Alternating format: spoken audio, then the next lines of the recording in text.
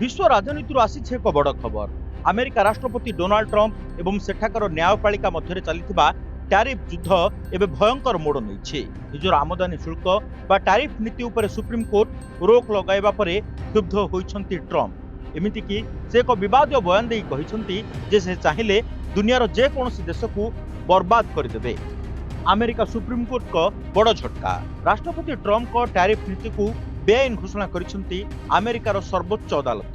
1977 international emergency economic powers act अधीन Trump लगाइथिबा reciprocal tariff बा पालटा शुल्क को कोर्ट खारज कर दिछंती।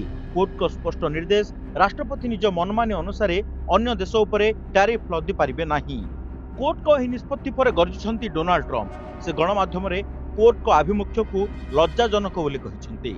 तांको कहिबा कथा जने राष्ट्रपति भाबे तांको पाखरे जे कोनसी देश सह व्यापार बंद करबा किंबा ब्यान लगाइबा शक्ति अछि, किंतु कोर्ट तांको टैरिफ लगाइबारे रोकुछंती। एही निष्पत्ति अमेरिका स्वार्थ विरोधी एवं विदेशी शक्ति को लाभ पहुंचाइबा पई करा जायछि बोली कहिसंती ट्रंप। एही टैरिफ युद्ध जोगु विश्व बाजार रे बे अनिश्चितता देखा दैछि। भारत समेत अमेरिका सह वाणिज्य चुक्ति रहिथिबा देशगुड़िक प्रभावित होउछंती।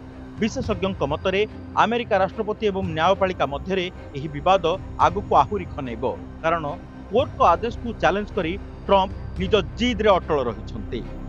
ब्यूरो रिपोर्ट, ओडिशा संवाद।